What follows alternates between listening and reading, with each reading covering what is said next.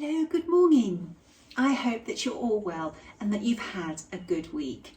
I can't believe how quick these weeks come by, and I know I say this frequently, but I am always amazed when Sunday comes round and I think, gosh, it's my time to have with my needlework friends. Now, this week I had two sort of video calls. One was to a needlework friend in the States, and do you know what? We were talking for over 2 hours and it just seemed like half an hour.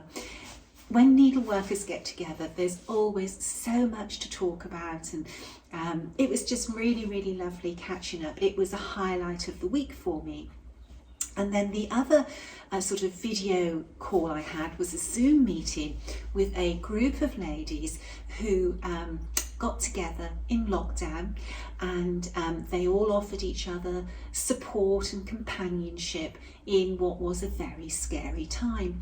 And this little group, they've got to know each other, and they've actually managed to meet up in real life, some of them, and their bond of friendship is so strong, and that's all come about through a shared love of needlework.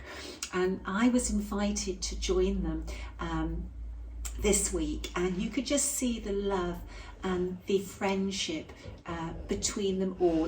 It was just such a pleasure to be able to participate in that, and that reminded me of this little sampler: where flowers bloom, so does hope.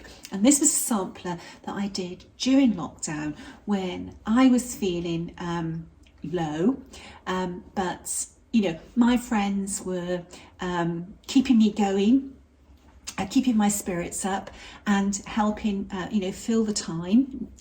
In the UK, lockdown was seriously a lockdown, and something it taught me is that there's always hope.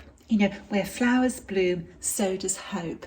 And this Zoom meeting with this group of ladies, it was just so lovely to see how they inspired each other and kept each other going.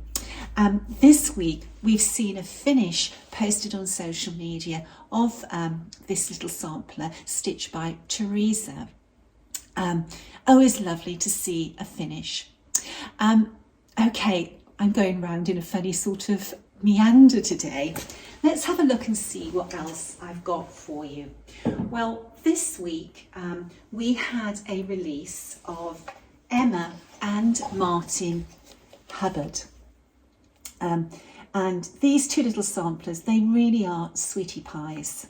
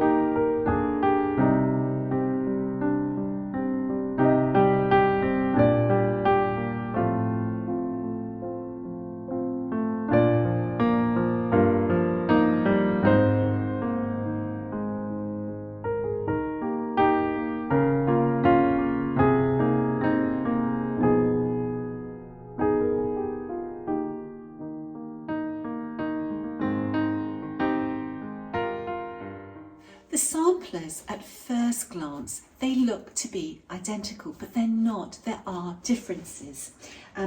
Here are the originals, and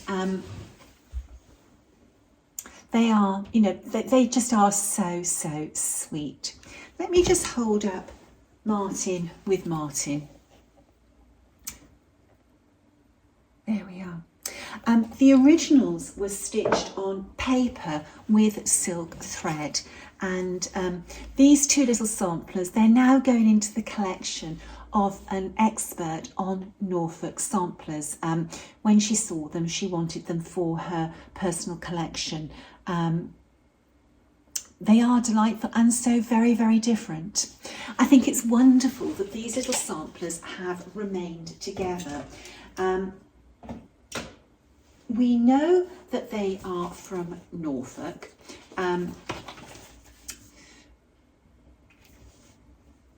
Emma was born in 1869 and Martin was born in 1870. And they both stitched their samplers in 1880 when Emma was 11 and Martin was 10. Now, Emma and Martin, they had 8 siblings, but all the other children died in infancy, and Emma and Martin were the only ones that reached adulthood. But Martin died when he was 22 years of age, all the way in Rio de Janeiro. We don't know what he was doing there, but his father was a master mariner, and they lived in where did they live? They lived in Great Yarmouth. Sorry about that. I've also been researching another Norfolk sample. I just wanted to make sure I had my location right. And Great Yarmouth is a port, and there was a lot of trade that went out and into Yarmouth, and his father being a master mariner, he would have grown up with links to the sea. I don't know if he died on board a ship in Rio de Janeiro or if he was taken ill on a ship and was taken into Rio de Janeiro to a hospital. The newspaper article didn't say. It just said on January the 10th at Rio de Janeiro, Martin Noah Hubbard, only son of Noah E. Hubbard of this town in the 22nd year of his age. That's all we know. It must have been awful for the Hubbard family to lose 9 children, the 8 siblings and then Martin. I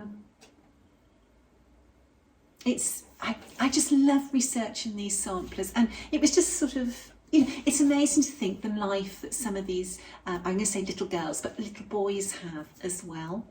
Now, if you wanted to stitch Emma and Martin, they're both 87 stitches by 109 stitches. These really are small little samplers.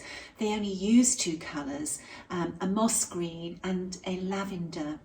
The design is suitable for Aida, Linada or linen, and it is just cross stitch over 2 threads. I'm going to be really interested to see if people stitch them using different colours, and also how they're going to be finished. These 2 little samplers, they would lend themselves to being finished in a slightly different way to being framed.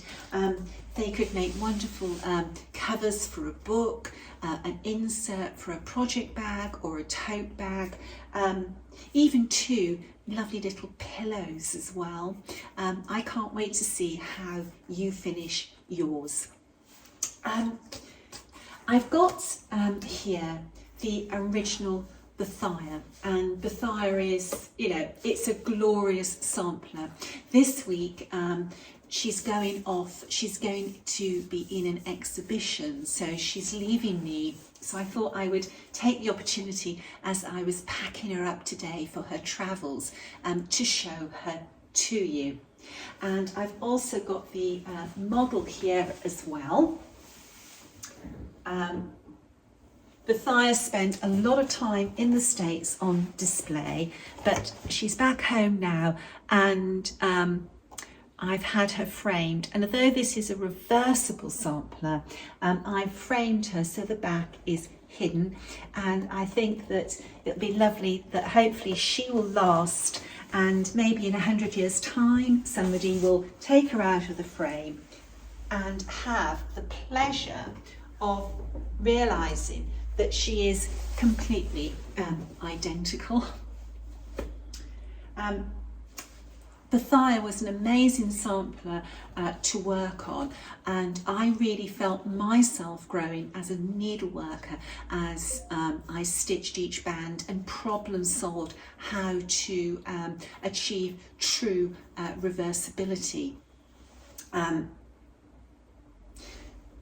This is a sampler that is so special to me. I always remember the first time I saw her was on a YouTube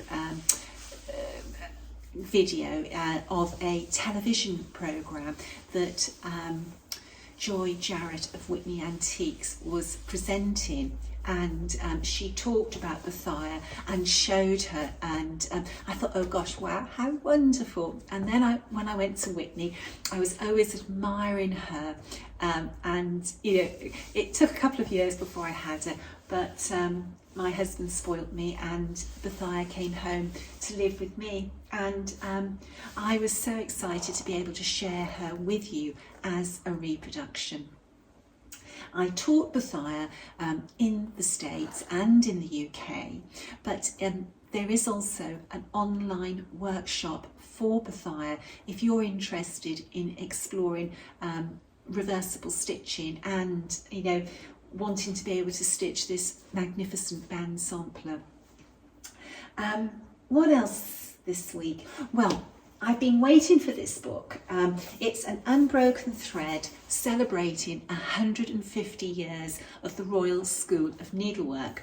I went on Amazon and believe it or not, there was a company that was selling this on Amazon cheaper than Amazon. So I bought it from them, but it took a few weeks to come. But I did save a few pounds. Maybe it wasn't worth it for a few pounds, but we all like to have a little bit of a bargain. This is an amazing book. They say this richly illustrated book tells the remarkable history of the Royal School of Needlework from its founding 150 years ago to the present day. Its visionary initiative was to popularise traditional embroidery techniques whilst providing a suitable livelihood for women in need of employment. An unbroken thread highlights work for royal and other special commissions, shows the evolution of the school as fashion changed, and details the school's association with everybody from society ladies and theatre impresarios to the late 19th century to working with great fashion designers in the 21st. And it is a really, really beautiful book that is just packed full of so much information and beautiful illustrations. This book is going to sit by my bed, and I'm going to dip into this book each night before I go to sleep. I love just having that little bit of time before I nod off and wind in with a book or something to do with needlework. Look at that. Isn't that amazing? That's all black work. Really, really interesting. Now, this book obviously is, it runs in conjunction with an exhibition.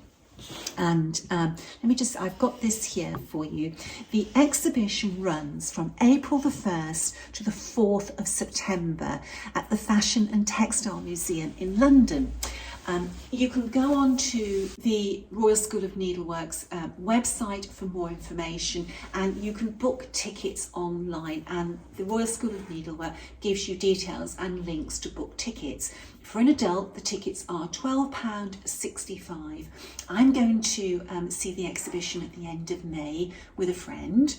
And I hope by then to have studied this book. I always like to do some research and preparation before I go to an exhibition because I feel I get that much more out of an exhibition knowing that little bit more about it. And I always love to have an exhibition book. I get great pleasure out of my library, and this book is going to be a great one.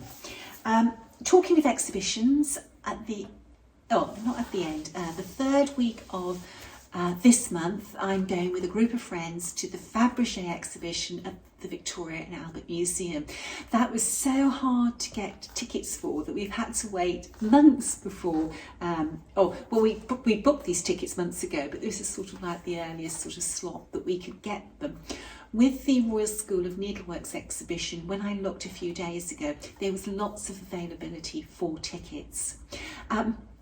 I often get emails from people coming to the UK on holiday, maybe from the States or Australia or Europe, asking about needlework stores that are worth visiting, especially in London. I don't know of any needlework stores that are sort of, or should I say exceptional needlework stores in London. But what you do have is some fabulous places to go and see needlework. There are so many things that you can do that are needlework based in the UK. So, for example, Montacute House, which is sort of between Bath and Bristol, just a little bit below Bath and Bristol. They house the Goodhart collection of samplers. Travel a little bit further, you get into Bristol, you can go to the Muller Museum and see a wonderful display of Bristol Orphanage samplers. If you carry a little bit further along the M4 motorway, you get to Wales, and you've got the museum at St Fagans, which has a great collection of Welsh samplers. That's a little trip out of London. Then on the way back, you can go to Whitney Antiques, which is in Whitney, which is not far from Oxford. At Whitney Antiques, you will see an amazing display of samplers that you can buy if you want. But the one thing about Whitney is they never put you under any pressure to buy a sampler. You can just go in and enjoy the store. Now, if you go to Whitney Antiques, you are better off making an appointment. It's not open every day, but can open by appointment. So just don't turn up unannounced. Sort that out beforehand. Okay, what have I been doing sewing wise? Well, I haven't got that much time in this week's sewing, but I think I probably spent 2 evenings on Fanny. So she has grown a little bit. I finished the house and I got these other 2 motifs, which are a mirror reflection of the other side. And I've started to work this little band across. And this little sampler, it's really holding my attention. Just building these little urns. Very interesting pattern in doing that. And again, this dividing band across here is a very interesting one to stitch. When I stitch, I like to work out the best path, the most economical path, and it's like it's like a jigsaw or some sort of mental puzzle. I think that's one of the things that attracts me to needlework, is that sort of mental exercise of working out your path and best route. Doesn't this linen look wonderful? I believe that this is creme brulee from Tabby Cat linen. Although I would have to check that. I know it's Tabby Cat linen, but we've been working on a lot of models lately and they do get a little bit kerfuffled in my mind. Yeah, I'm sure that's creme brulee. Very pleased with that sampler. What else has happened this week? Probably not a lot else when it comes to needlework. The week ahead, I've got an exciting week actually. I'm going to London on Wednesday, and on Thursday I'm meeting some friends, and one friend has come over from the States, and we're going to go and have lunch with Becky Scott at Whitney Antiques, and looking forward to that day. It'd be nice to catch up with Becky and to see my US friend and my English friend. We speak practically every day, but it's going to be really nice. We're going to go and have lunch somewhere in Whitney that Becky's booked, and it'll be a day of chatting. Then on Friday I go to the Cross Stitch Guild's retreat, and I am so excited to meet up with some friends. Linda, who I travelled to the States, will be there, but there will be some other friends that I have not seen during COVID. So it's going to be really, really exciting. On the Saturday, I'm going to give a talk at the retreat, and I'm going to be bringing some goodies with me. I've got some really lovely overdyed linen for the ladies who are attending the retreat, and I'm looking forward to showing that to them. And you know, I've got some other little goodies as well, and we're going to have a little sales table there, so that should be interesting. Then Monday, I'll be back home, and I don't know what the following week's going to bring yet. I may not post a video next Sunday because I won't be here to film it. I will be at the Cross Stitch Guild's retreat, but we will try and film a video at the weekend and share that with everybody. We shall see. Sometimes things don't always go to plan when you're at retreats. You get caught up, but I will try my best to do a little video. These boys, they're waiting for their walk, aren't you? We're going to go and do the supermarket shop, and then we're going to go and have a really, really lovely walk in this lovely weather, which is today. It's a beautiful blue sky today. Okay, I think that wraps it up for this week. I hope that you have a good week ahead and that you stay well and safe. Bye-bye.